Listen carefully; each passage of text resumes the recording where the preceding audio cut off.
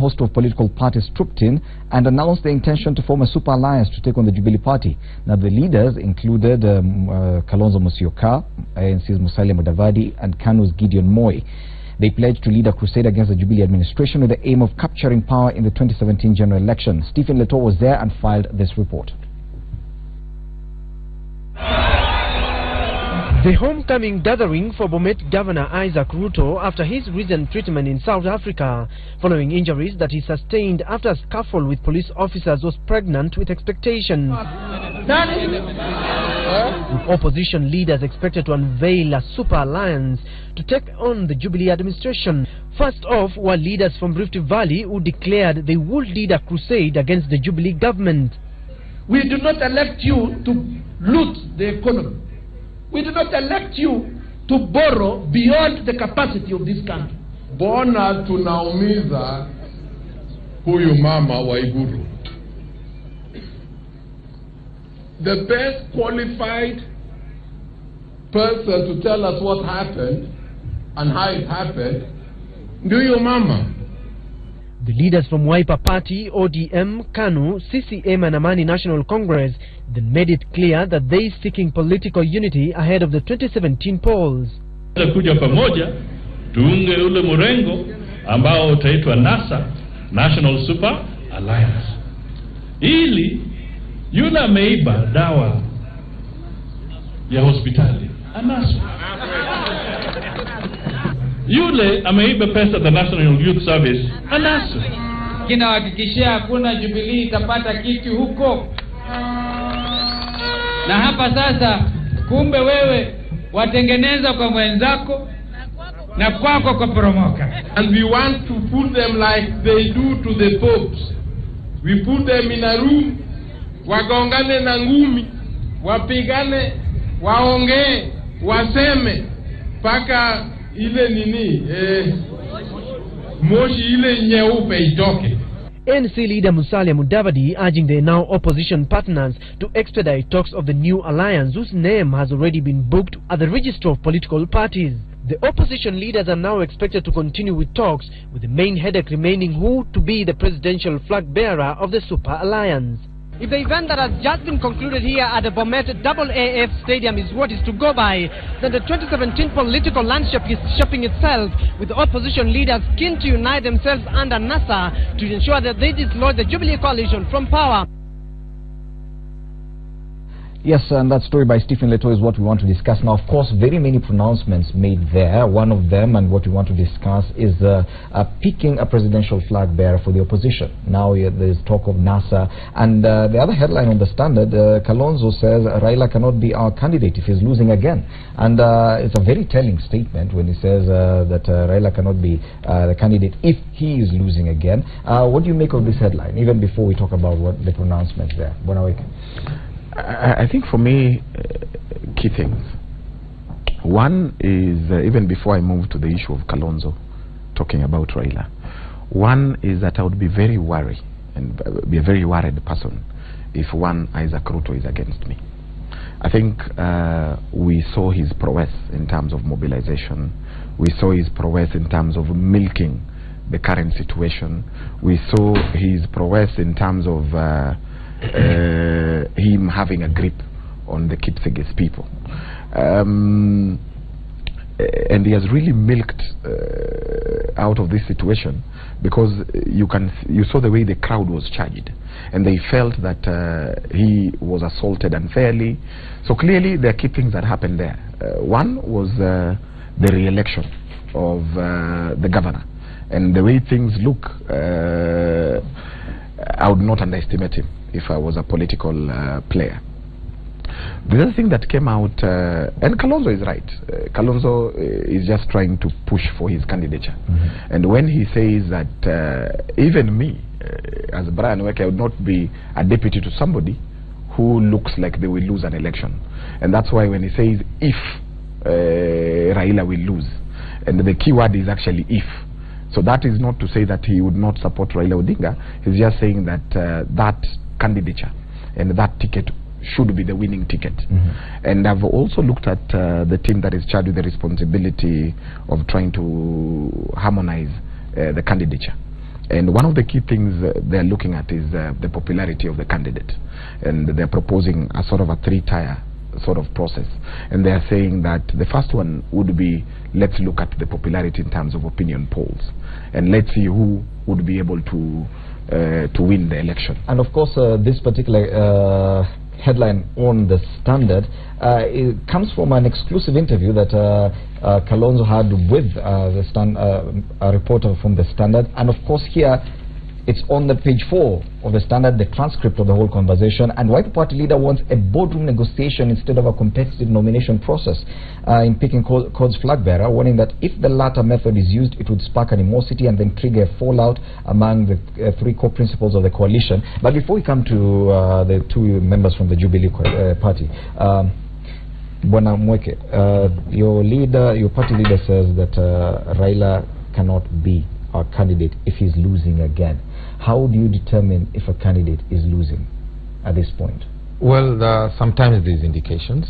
Opinion polling is one. That's why you've had the opposition saying that they're going to look at opinion polls to see who is most likely. And it's really not also an individual, it's the different combinations. So there'll be a combination of Kalonzo and Raila, there'll be a combination of Raila and Musalia, combination of Wetangula and Kalonzo, and all sorts of combinations. So you'll still use a poll, or you'll still use polls? It's one of the options. There's also an option of delegates.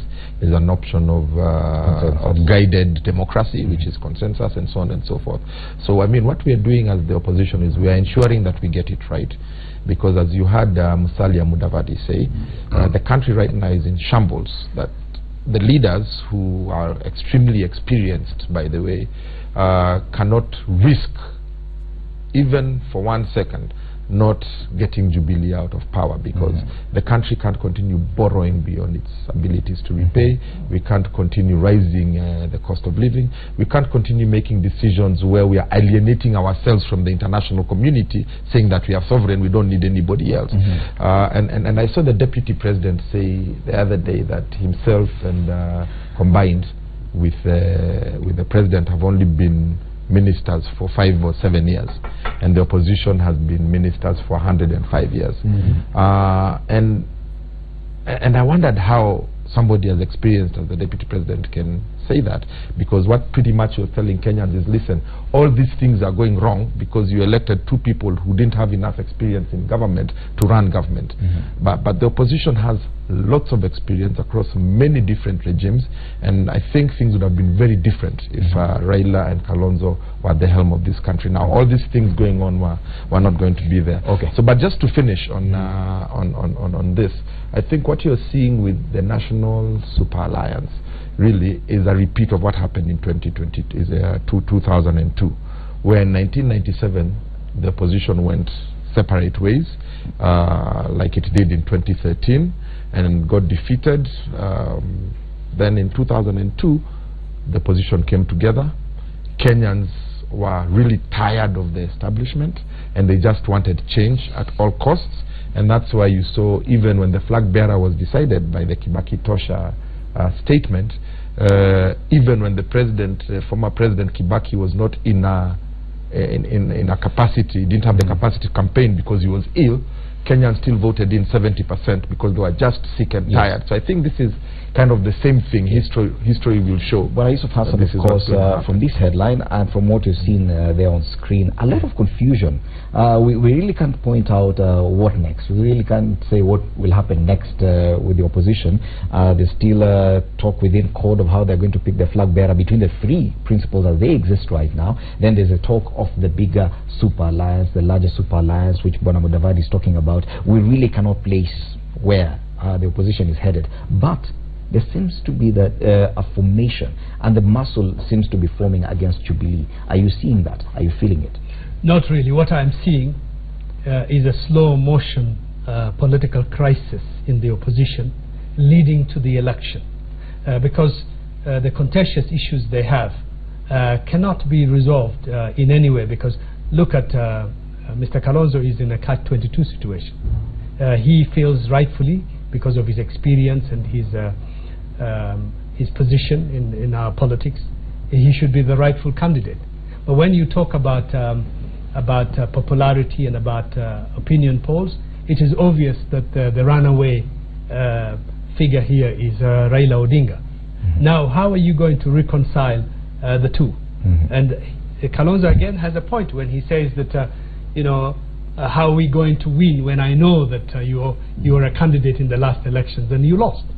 So he has a point. But the other thing that I also see is that when you talk of an alliance, this alliance is mostly an alliance concept that is promoted by few individuals who want to position themselves in the competition for who would be the flag bearer in the opposition.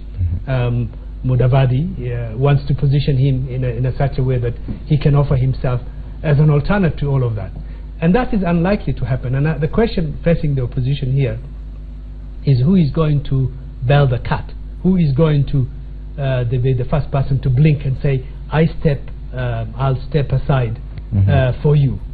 And unless that can happen, I can't see any alliance. What I see is Kenyans having a choice of various political leaders. So you foresee a divided opposition at the end of the day. That is what do you see the same, Bwana Mutuminjuki? No, I see this as a courtship.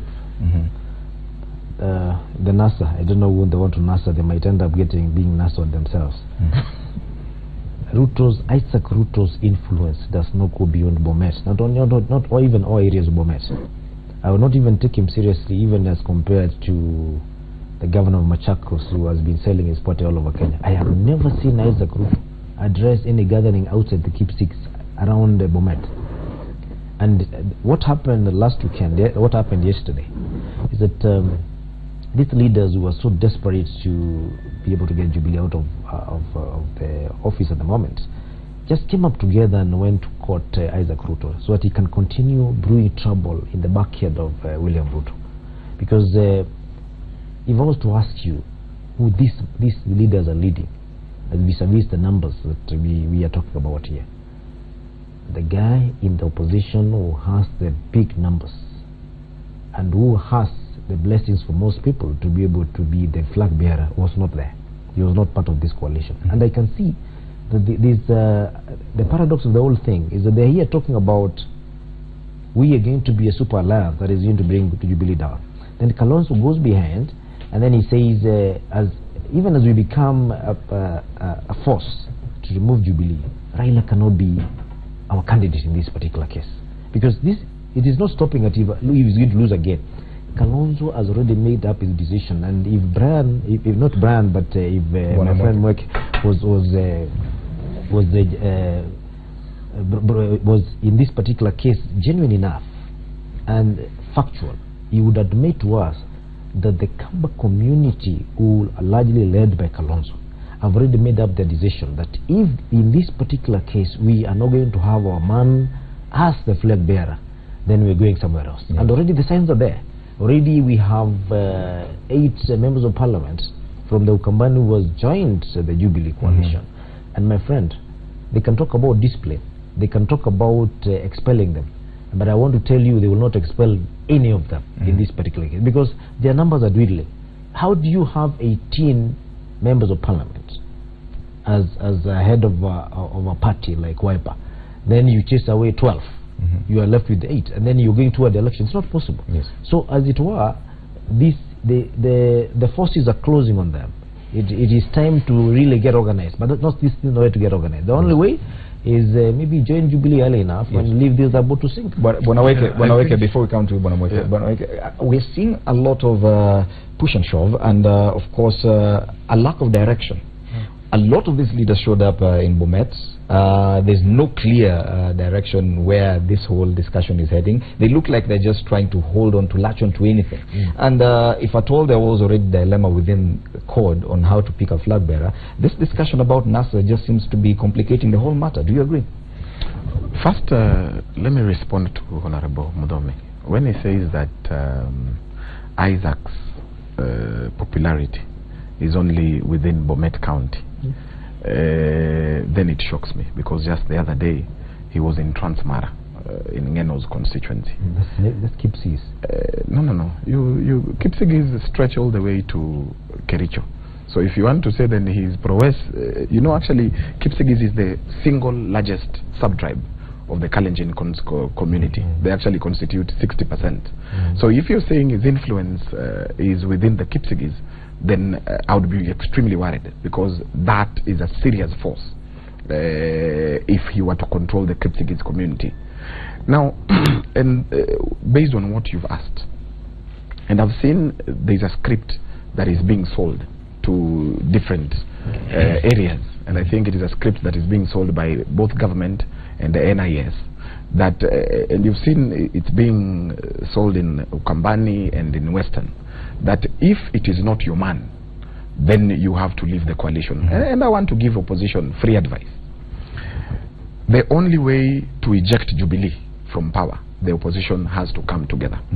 So whether you want to call it NASA or you want to call it SCOD, which is a super coalition on reforms and democracy, then the opposition has to definitely work together. This idea that our man has to be president, who has to, any of these people, if propelled well with the machinery that the opposition has, can easily eject Jubilee. You saw what happened in Rift Valley. People are saying, we are tired of this nonsense called tribalism. We are tired of saying our man has to be in government, yet they have been in government all this while. They've been in government since 1963, and their lives are not changing. They are tired of this nonsense called corruption, where a few individuals within their community are the ones enjoying, yet the money is not coming to them. So you can see the entire country has actually connived against. I've been speaking to people who are coming from Mudomi's constituency, and they're saying this time around, we've realized that these politicians are not with us. It's about them. And they're saying they might not vote for opposition, but they will not turn out to vote. So it is a real issue for Kenyans, and Kenyans really want an alternative to ensure that they will take care of their interests. So if opposition were to come together, I can tell you for a fact they will eject. It's very easy to eject Jubilee from power. What have you seen? Do they look like they're anywhere close to that? If they go separate ways, I can tell them they have no chance. But what is this glue? What is this glue that will actually bind this various opposition figureheads together? Right now you're seeing Gideon Moi, we're seeing Musalia Mudavadi, Kalonzo Musyoka. Even in this interview he says, I do not know about the Super Alliance, I've just read about it in the papers, but we have never sat anywhere to discuss it. Surely there seems to be, everyone seems to be heading in their own different direction. What is this glue that is going to bring them together, if at all the talk of a Super Alliance is anything concrete? Yeah, Freddie, I think I'm capable of discussing this very authoritatively, because as a senior member of the party and indeed the coalition, I sit on the table when these consultations are being done and when some of these decisions are being made. The glue that's bringing all these people together, if you notice, it's across tribal lines, it's across political persuasion. That's why you're seeing Jubilee people like Isaac Ruto and Cheriot and other people on the table discussing. The glue is the love for this country. What has happened is experienced political leaders from around the country and from all corners of Kenya have sat down and they've said, listen, enough is enough, we cannot suffer anymore. We have seen that government is not doing very well because you got two leaders who are inexperienced in running a government, and the deputy president has said it, even counted the number of years they were in running a government, ran down the government. So this glue is people have come together and said, listen, we love this country, we know this country has great potential, and we must come together to ensure that we provide services and build infrastructure. You say you know the glue, but yet your party leader says he's not even heard about this talk. He's only heard about it in the papers. And which is the beauty about things. And when you see something really serious is brewing, it's even before formal discussions, and my party leader is right, formal discussions have not been had on how this is going to come together. But if you can see something that's making headlines about NASA, a national super alliance, and yet the people have not even sat down and discussed, it just means that it's going to be an idea whose time has come. You don't see it as a complication in Bwana Kalonzo Musyoka's bid for to be called flag bearer? I absolutely don't think so. And that's why I'm telling you, I can speak about this very authoritatively, that the opposition is not going to fragment. The opposition is going to be together. And the other day you saw the governor of Nairobi and myself at Kalonzo's house to discuss some of these issues.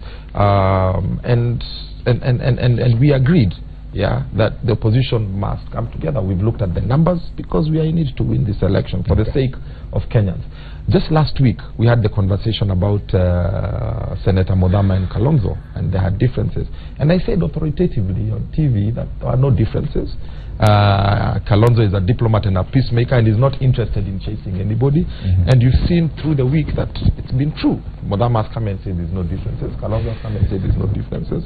And Modama said he's building the party to ensure that we are strong enough to join a bigger coalition to take power. And Mheshimiwa, it's only 5 MPs that we are disciplining who've gone against the party ideals, who don't have support anymore in their areas, so they are inconsequential to us anyway. And so we are just showing that Wiper is a democratic party and it stands by the law. So even if we are saying, you know what, even if you have 3 or 5 votes in your backyard, if you are not towing the party line and following the vision of the party, then you're not with us. I know you want to react to that. I'll ask 5. As you do that, kindly make your final submissions, and as you respond to him, a final comment, plus since it's a Monday and following tradition, you give a quick look at the headlines that you'd like to see going forward this week.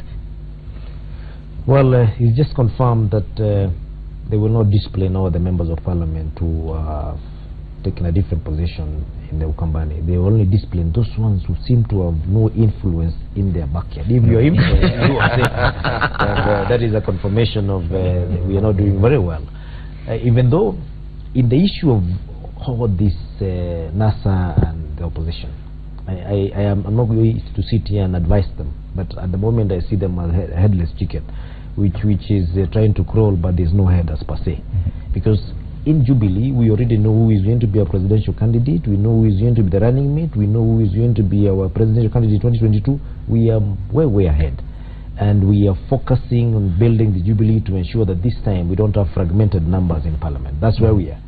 As for whether we have the experience or not, William Ruto was talking about the delivery of results, what has been delivered in the short time with the combination with the president, as compared to what the people who are claiming to bring change brought in terms of development for the Kenyans during the time they were in power. Going forward, I would like to see a situation whereby we have less frictions in the political cycles, such that we are discussing things that are going to bring something to the table for the Mwananchi, rather than criticizing every project that has been brought in by the government and using corruption as an excuse. Because at the end of the day, in terms of headlines this week, what do you see headlining the dailies as we go? Well, I see a situation whereby we will have accumulated over 80% of support in Coast, and we will only be left with Ukambani and a bit of Western. So Jubilee clinches Coast. Yes. That is what you're saying. But Deputy Governor. Yeah, I think this week something that's going to be very interesting for the citizens of Nairobi is tomorrow. We are signing the first contracts for our new housing program that we are calling the Urban Renewal. You know, we are providing 14,000 new, affordable, cheap and decent housing for the residents of Nairobi. This is the first time it's happening in Nairobi since Buruburu was built about 40 years ago. So it's a very big deal for the people of Nairobi on this legacy urban renewal project, which, like any good government will do, we finished the procurement process and nobody has shouted corruption, because we are doing the right thing in the county of Nairobi. So I know Nairobians are looking forward to that as we continue building the future of our citizens. Number 2, I think this national conversation about a national super alliance is going to continue growing. We think that more progressive leaders are going to say that we want to be part of the team that wants to do the right thing for this country. So I expect a few more leaders from other corners of the country to come and join the National Super Alliance as we come up with a collective solution that will include all Kenyans in the governance of this country. Okay, thank you, Deputy Governor. Bwana Yusuf Hassan. Well, thank you. I want to just talk quickly about national institutions, constitutional institutions.